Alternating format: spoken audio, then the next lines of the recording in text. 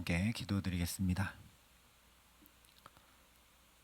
아버지 하나님, 고난주간 셋째 날 우리를 위해 죽기까지 사랑하신 그 주님 바라보며 오늘도 그 사랑 안에 붙들려 살고자 주 앞에 엎드립니다.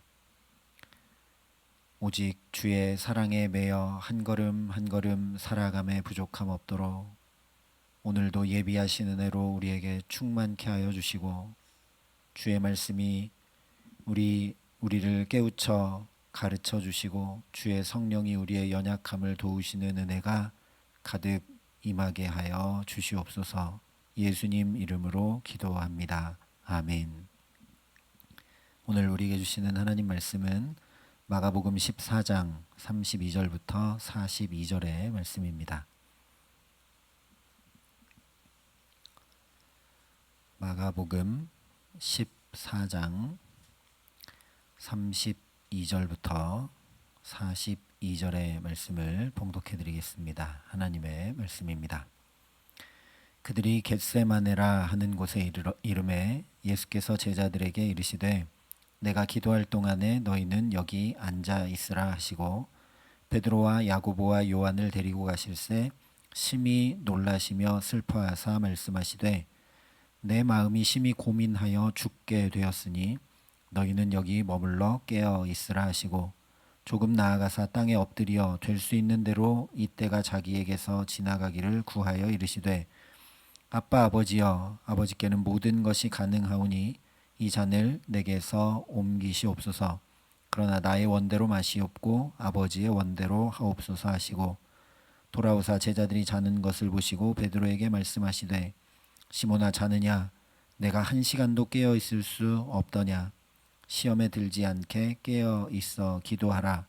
마음에는 원이로되 육신이 약하도다 하시고 다시 나아가 동일한 말씀으로 기도하시고 다시 오사 보신즉 그들이 자니 이는 그들의 눈이 심히 피곤함이라. 그들이 예수께 무엇으로 대답할 줄을 알지 못하더라. 세 번째 오사 그들에게 이르시되 이제는 자고 쉬라. 그만 되었다. 때가 왔도다. 보라 인자가 죄인의 손에 팔리느니라. 일어나라 함께 가자. 보라 나를 파는 자가 가까이 왔느니라. 아멘. 6월절 만찬을 마치신 예수님께서 제자들과 함께 겟세마네 동산에 기도하러 올라가셨습니다. 오늘 32절이 그들이 겟세마네라 하는 곳에 이르매 예수께서 제자들에게 이르시되 내가 기도할 동안에 너희는 여기 앉아 있으라 하셨다고 전하고 있죠. 요한복음에 의하면 예수님을 잡아 넘기기 위해 지금 여기에 같이 있지 않고 사람들을 데리러 간 가룟 유다도 예수님이 여기 계신 것을 알고 있을 정도로 또 누가복음 22장에는 예수님께서 습관을 따라 감람산에 가심에 제자들도 따라갔다 이렇게 말씀을 합니다. 이 겟세마네 동산은 예수님께서 제자들과 함께 자주 기도하러 가셨던 곳인 것이죠. 예수님 습관을 따라 자주 기도하러 가셨습니다. 우리도 기도하는 습관이 몸에 뵐 수 있기를 바랍니다. 예수님 그러셨으니까요. 그러니까 예수님 늘 그렇게 기도하러 가셨고 제자들도 함께 갔었고 그랬으니까 아마도 별로 이상하게 여기지 않았겠죠. 자연스럽게 생각했을 겁니다. 또 다른 제자들을 향해서는 내가 기도할 동안에 너희는 여기 앉아 있으라 하시면서 따로 베드로와 야고보와 요한을 데리고 가셨는데 이것도 뭐 그리 이상히 여기지는 않았을 겁니다. 야이로의 딸을 살리실 때나 또 변화산에 올라가셨을 때 이 세 제자들만 따로 데리고 가시곤 했으니까요. 그리고 이렇게 세 제자들만 따로 데리고 가실 때는 야이로의 딸이 살아나거나 또는 예수님이 변화되시거나 하는 모습을 보이셨기 때문에 특별한 일이 있었기 때문에 어쩌면 예수님을 향해 무언가 더 기대를 가지게 되었을 겁니다. 그런데 갑자기 예수님께서 심히 놀라시며 슬퍼하사 말씀하시되 내 마음이 심히 고민하여 죽게 되었으니 너희는 여기 머물러 깨어 있으라 말씀을 하십니다. 제자들 중 누구도 예수님의 이런 모습을 본 적이 없습니다. 뱃사람으로 잔뼈가 굵은 제자들이 풍랑에 죽을 것 같이 두려워할 때도 예수님은 어떻게 하셨죠? 뱃전에서 그냥 편히 주무시면서 평강을 잃지 않으셨습니다. 오히려 그들을 향해 믿음이 없다고 꾸짖으셨죠. 바리새인과 종교 지도자들이 계속 시험하고 넘어뜨리려고 해도 언제나 그들이 오히려 할 말 없게 만드셨고, 심지어 누가복음을 보면 사람들이 산 낭떠러지로 예수님을 밀쳐 죽이려고 할 때도 의연히 그 사이를 지나가셨던 분이 예수님입니다. 뭐 이런 일들뿐만 아니라 우리가 알고 있는 대로 병자도 고쳐주셨고 물 위도 걸으셨고 오병이어의 기적도 행하셨고 심지어 죽은 나사로도 살리신 분이 예수님입니다. 그런 예수님이 갑자기 심히 놀라며 슬퍼하신다는 거죠. 우리 성경에 슬퍼하셨다는 말씀은 원문 그대로 하면 공포에 사로잡혔다 그런 뜻입니다. 제자들도 어쩌면 우리들도 영웅 예수님의 모습을 기대하게 되는데 이런 예수님의 모습은 굉장히 당황스럽고 또 우리가 그렇게 원하는 모습이 아닙니다. 나중에 히브리서가 전하는 순교자들의 모습을 보면 심지어 톱으로 켜는 죽임을 당해도 그들도 믿음을 지키고 의연히 순교했습니다. 그런데 예수님은 십자가를 앞에 두시고 심히 놀라고 슬퍼하시고 두려워하시고 죽을 것 같다 이렇게 말씀하신다는 거죠. 이런 예수님의 모습은 기대와 어긋나고 너무 이상한 모습입니다. 그러나 이런 예수님의 모습을 통해 우리가 먼저 알아야 할 가장 중요한 사실은 뭐냐면 죄가 이렇게 무섭다는 사실입니다. 예수님께서 심히 놀라시며 공포에 사로잡히시고 죽겠다라고 하신 것은 그냥 십자가 죽음 때문이 아닙니다. 그 십자가 죽음이라면 예수님께서 제자들에게 이미 3번이나 말씀을 스스로 하실 정도였습니다. 죽음이 두려우신 것이 아니라 죄로 인한 하나님과의 분리가 두려우셨던 겁니다. 그래서 심히 놀라며 슬퍼하시고 내 마음이 심히 고민하여 죽게 되었다 이렇게 말씀을 하시는 겁니다. 지금까지는 예수님께서 친히 나와 아버지는 하나이니라 말씀하신 그대로 하나님과 친밀한 일치를 이루셨기 때문에 어떤 일이 있어도 누가 와서 괴롭혀도 평강을 잃지 않고 담대하셨고 다 감당하셨지만 이제 우리의 모든 죄를 대신 담당하시고 그 죄값을 치르셔야 하는 하나님과 완전한 분리를 겪으셔야 됐기 때문에 심히 놀라며 슬퍼하셨던 겁니다. 그래서 실제 십자가에서 나의 하나님 어찌하여 나를 버리셨나이까 절규하셨죠. 그러니까 이런 예수님의 모습은 우리 기대와 다르고 당황스러운 모습이 아니라 죄로 인해 하나님과 분리되고 하나님 없이 살면 어떻게 되는가, 그것이 얼마나 무섭고 두렵고 감당할 수 없는 것인가 알게 하고 있는 말씀이라는 겁니다. 하나님의 독생자도 하나님의 아들 예수 그리스도도 좌절하고 절규하고 죽을 것 같다고 하셨던 것이 하나님과의 분리입니다. 그런데 우리는 돈이 없고 문제가 생기고 몸이 아프면 어떻게든 그걸 해결해 보려고 발버둥을 치지만 하나님과 막힌담이 생겼고 하나님과 분리가 일어나도 두려워할 줄 모르고 답답해할 줄도 모르고 영혼이 그렇게 무뎌지고 굳어진 채 살아갈 때가 참 많습니다. 마치 병의 근원을 모른 채 아픈 증상만 진통제로 치료하는 것 아무 소용없는 것처럼 근본 죄의 심각함과 무서움과 무거움을 알지 못하면 주님과 동행하는 복된 삶을 열망하며 구원의 은총을 누릴래야 누릴 수가 없습니다. 그러니 고난주간 이 셋째 날 우리에게 부드러운 마음 주시기를, 그 무엇보다 주님 열망하는 마음 주시기를 간구할 수 있기를 바랍니다. 하나님, 나는 하나님과 막힌 담이 있고 하나님과 분리가 일어났는데도 그냥 이러고 살고 있습니다. 예수님은 그것 때문에 심히 괴로워하시고 슬퍼하시고 죽을 것 같이 힘들어하셨는데 나는 하나님과 가깝지도 않고 하나님과 함께하지도 못하는데 힘들어하지도 않고 그게 아니라 돈 없어서 힘들어하고 아파서 힘들어하고 문제가 있어서 힘들어하고 그러고 살아갑니다. 이 연약한 나를 긍휼히 여겨주옵소서. 오늘 주 앞에 은혜를 구하는 저와 여러분 될 수 있기를 바랍니다.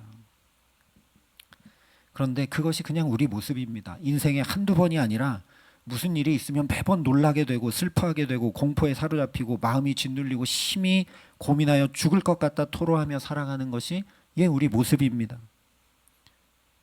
그렇기 때문에 예수님께서 이렇게 낙담하시는 모습은 곧 우리에게 위로와 소망입니다.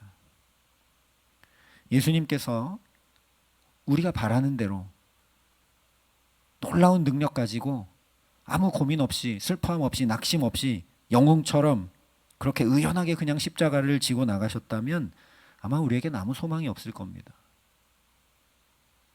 그렇다면 예수님께서 온전한 사람이 되셨다는 성육신은 그야말로 그냥 논리 또는 교리일 뿐이지 우리와 상관없는 것이 되고 만다는 거죠. 그러나 예수님은 우리와 똑같이 실제 그렇게 말씀하셨습니다. 나 죽을 것 같다라고 제자들에게. 그러니까 나 자신을 향해서도 그리고 다른 누군가를 향해서도 심히 놀라고 슬퍼하고 고민하여 죽을 것 같이 낙심하는 것에 대해서 믿음이 없다 이렇게 얘기하면 안 된다는 겁니다. 예수님도 그러셨는데요. 예수님도 그러셨다는 사실을 기억하고 또 기억하고 또 기억해야 됩니다. 내가 어떤 문제가 있어서 어떤 힘든 일이 있어서 낙심하고 좌절하고 이러고 있는데 아이고 내가 믿음이 다 떨어져 버렸구나. 나는 안 되겠구나. 이러면 안 된다는 거죠. 거꾸로 생각하면 믿음이 없으면 힘겨울 이유가 하나도 없습니다. 그렇지 않습니까? 우리도 근본적으로 왜 힘드냐? 하나님 살아계시는데 왜 내가 이렇게 아프고 힘겹고 괴로운가? 하나님 아버지 되신다고 했는데 내 머리털까지 다 세신다고 했는데 왜 이 고통과 아픔이 거두어가지지 않는가? 그래서 낙담하게 되고 괴로워하게 되는 거죠. 즉 하나님 살아계시고 그 하나님 전능자시고 그 하나님이 사랑이심을 내가 믿기 때문에 내 삶이 그 전능과 사랑에서 벗어난 것만 같아서 힘든 겁니다. 하나님이 없다고 믿는 사람들은 힘겨울 이유가 없죠. 문제나 아픔이나 고통이 있을 때 안 되니까 그냥 포기하거나 아니면 그것이 그냥 운명이라고 받아들이고 살아갑니다. 힘들어하지 않습니다. 그러나 우리는 믿음이 있기 때문에 힘겨워하는 것입니다. 좌절하고 낙심하고 고통스러워하고 힘겨워하는 게 믿음을 가진 사람의 지극히 당연한 반응이라는 거죠. 예수님도 그러셨습니다. 그러면 그렇게 실컷 낙담하고 좌절하고 괴로워하고 그러고 그냥 살라는 건가? 그게 아닙니다. 낙심하고만 있으면 그냥 거기서 끝이죠. 세상 사람들하고 하나 다를 바도 없죠. 그리고 무엇보다 나 자신에게 아무 유익과 도움이 되지 않습니다. 예수님도 오늘 보면 물론 놀라고 슬퍼하시고 고민하고 죽을 것 같이 괴로워하시고 힘겨우셨는데 그냥 그대로 계시지 않으셨습니다. 그렇다고 또 감정을 숨기시거나 괴로운 것을 의연하게 이렇게 감추고 버티고 참고 그러지도 않으셨습니다. 다 드러내셨는데 그냥 계시지 않으셨습니다. 가장 먼저 어떻게 하셨느냐? 놀랍게도 제자들에게 얘기하셨습니다. 아니 지금 제자들이 무슨 도움이 됩니까? 그런데 제자들에게 얘기하셨습니다. 그리고 또 자세히 보면 모든 제자에게 그렇게 얘기하신 게 아니라 베드로, 야고보, 요한에게 얘기하셨죠. 그리고 그냥 나 죽을 것 같아 이렇게 괴로운 마음을 토로하기만 하신 것이 아니라 너희는 여기 머물러 깨어 있으라 이러시면서 기도 부탁을 하셨습니다. 그러면 안 놀라시네요. 예수님이 우리에게 기도 부탁을 하셨다니까요. 한 번만 하시지 않았어요. 37절 말씀대로 다시 돌아오셔서 또 깨어 있어 달라 부탁을 하셨고 41절에도 또 오시고 40절에도 또 오시고 41절에도 또 제자들에게 오셨습니다. 물론 몇 년 전에 고난주간 말씀 나누면서 살펴본 대로 제자들의 믿음을 붙들어 주시기 위해 오신 것이지만 동시에 예수님 기도 부탁하러 오신 겁니다. 나가서 기도하시다가 또 힘들고 괴롭고 하니까 너희 나를 위해 깨어 있으라. 또 찾아와서 또 부탁하고 또 찾아와서 또 부탁하고 그러신 겁니다. 예수님이야말로 기도 부탁하실 필요 전혀 없는 분이시고 오히려 기도 부탁을 받아서 기도해 주셔야 할 분이신데 예수님이 이렇게 하셨다는 것을 우리 마음 깊이 담아야 합니다. 우리는 힘들면 내가 혼자 감당하려고 할 때가 많으니까요. 예수님은 안 그러셨습니다. 신뢰할 수 있는 사람에게, 믿음의 공동체에게 겸손히 나를 위해 기도해 달라고 부탁해야 합니다. 영적 전쟁은, 믿음의 선한 싸움은 절대 나 혼자 싸워 이길 수 있는 건 아닙니다. 모세도 기도할 때 아론과 훌이 옆에서 도왔죠. 제자들이 전혀 도움이 되지 않고 실제 졸고 자고 있는데도 예수님께서 나를 도와라, 나를 위해 깨어 있으라 하셨다는 것 기억하고 우리도 겸손히 기도하고 기도를 부탁하고 은혜를 구할 수 있기를 바랍니다. 그렇게만 하면 되냐? 아니요. 예수님 그렇게 먼저 기도 부탁을 하시고 자신이 직접 또 기도하셨습니다.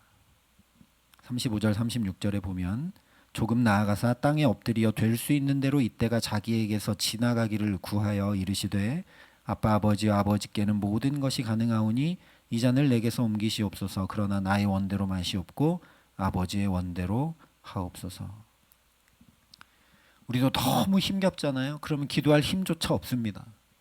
그러니까 먼저 어떻게 해야 된다고요? 나를 사랑하고 내가 신뢰할 수 있고 하는 그런 사람들에게 제발 나를 위해 좀 기도해 달라. 나는 지금 기도할 힘조차 없다라고 기도 부탁해야 됩니다.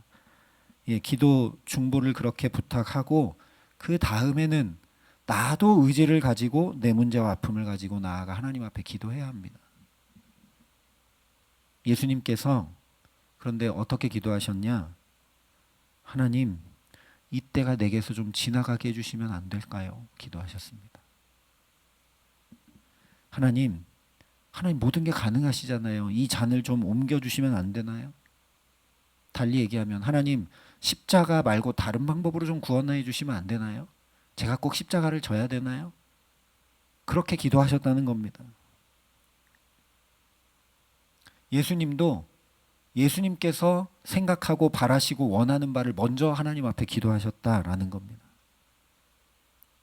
그러니까 우리가 하나님 이 문제 좀 해결해 주세요. 하나님 이 짐을 좀 벗겨 주세요. 이 질병 좀 고쳐 주세요. 길을 좀 열어 주세요. 하나님 이게 뭡니까? 하나님 살아계시지 않습니까? 하나님 능력이 많으시지 않습니까? 기도하는 것, 내가 원하고 바라는 바를 기도하는 것 잘못된 건 아닙니다. 예수님 먼저 그렇게 하셨다니까요. 그렇게 우리가 기도하다 보면 중요한 건 뭐냐? 기도하는 겁니다. 뭘 기도하든지 상관없습니다. 그렇게 기도하는 건 잘못되었다 그런 거 없습니다. 하나님께 기도하면 됩니다. 그렇게 기도하다 보면 우리의 기도도 어떻게 되느냐? 자연히 점점 하나님의 뜻을 구하는 기도, 더 나아가 그 뜻에 순종할 수 있게 달라는 기도로 바뀌어가게 되고 성숙해져 가게 되어 있습니다. 예수님도 처음부터 하나님 이게 하나님 뜻이죠. 제가 십자가 지겠습니다. 그렇게 기도하지 않으셨다라는 겁니다. 중요한 것은 내가 내 문제 가지고 하나님께 나가서 이렇게도 저렇게도 하나님 앞에 씨름하며 기도하는 겁니다. 예수님의 기도도 그렇게 바뀌어 갔다는 것을 우리가 놓치지 않아야 합니다. 성경이 간단하게 전하니까 그냥 처음부터 그런 줄 아는데 아니요. 제자들한테 3번 왔다 갔다 하실 정도로 오래 기도하신 것이고 씨름하셨던 겁니다. 그러면서 예수님의 기도도 바뀌어 간 겁니다. 마지막으로 예수님은 다른 모든 것을 간구하시기 전에 어떻게 기도하셨느냐? 아빠, 아버지여라고 부르짖어 기도하셨습니다. 우리가 도움을 요청할 때 그 대상이 누구인가에 따라 결과는 전혀 달라집니다. 김임순 권사님께서 넘어지셔가지고 뼈가 부러지셨을 때 저한테 전화를 하셨어요. 근데 제가 도움을 드릴 수가 없잖아요. 근데 마침 다행히 수요일 저녁이어가지고 이석재 목사님께 도움을 구하니까 목사님이 가서 뼈도 맞춰주시고 깁스도 해주시고 이렇게 해서 지금 잘 치료받고 계신데, 누구한테 도움을 구하는 전혀 다른 결과를 낳게 됩니다. 이슬람 사람들도 기도하고요, 힌두교인들도 기도하고요, 불교 신자도 기도하고요, 심지어 무당도 기도합니다. 그들의 기도와 우리의 기도가 전혀 다른 것은 바로 아빠, 아버지 하나님께 기도하기 때문입니다.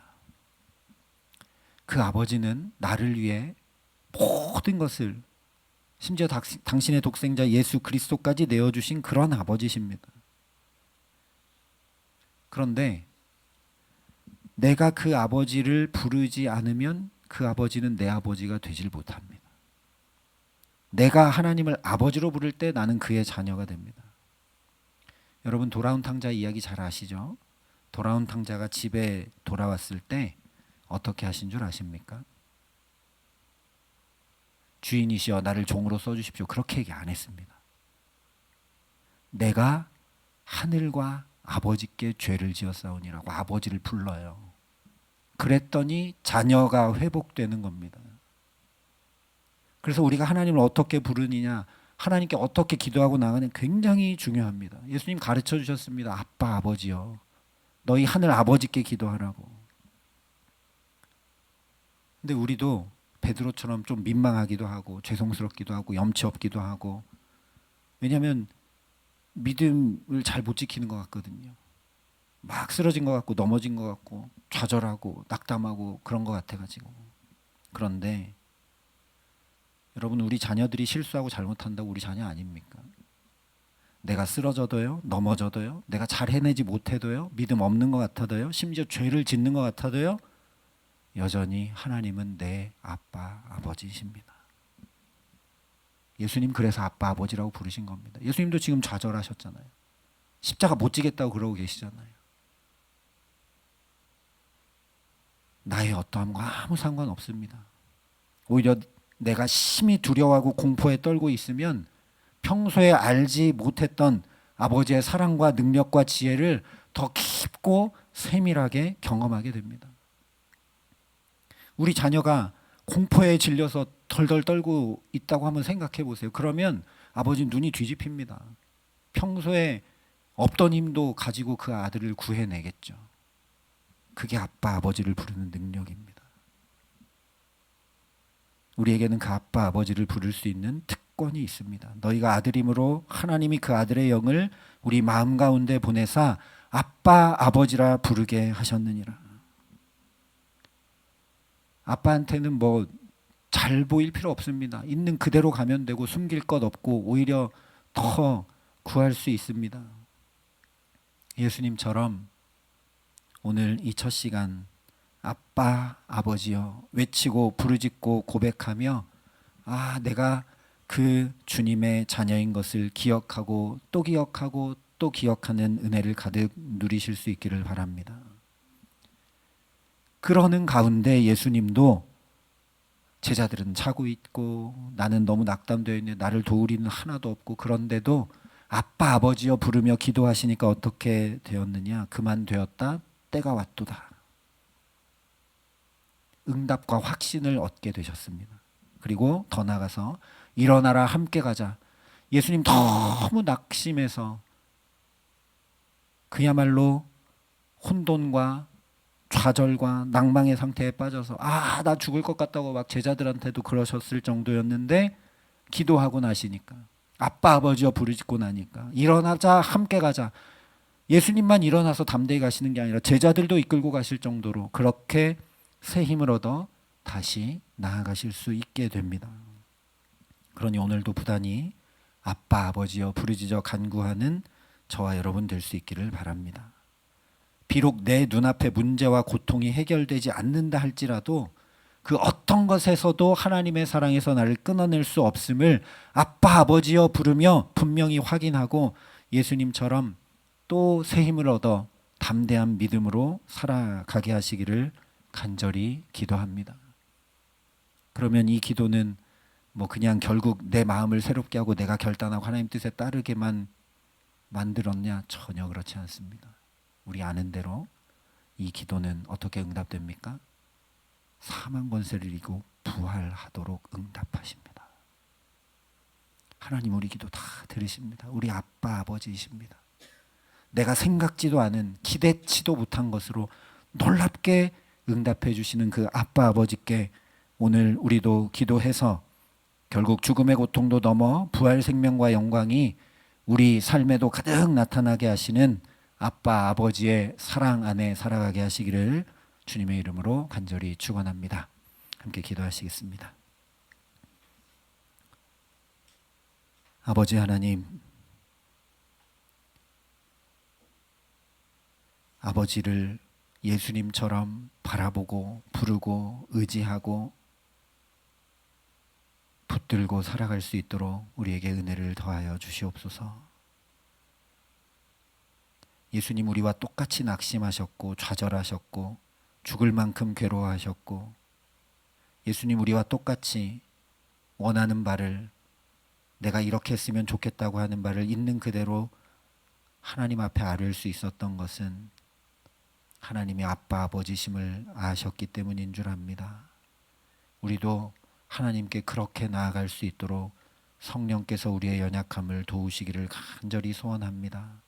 하나님 앞에 격식 차릴 필요 없고 하나님 앞에 내 부족함 가릴 필요 없고 내 낙심한 마음 있는 그대로 어찌할 수 없는 나의 괴로움 그대로 오늘도 이 첫 시간 아빠 아버지께 부르짖어 나아가오니 주님 우리의 기도를 들으시고 예수님처럼 다시 새 힘을 얻을 수 있도록 역사하여 주시고 뿐만 아니라 나의 원하고 바라는 것과 피할 수 없는 부활 생명의 역사가 우리 가정에 자녀들에게 일터에 나타나 응답될 수 있도록 하나님 아빠 아버지 우리에게 이 시간 함께 하시고 충만한 은혜로 역사하여 주시옵소서.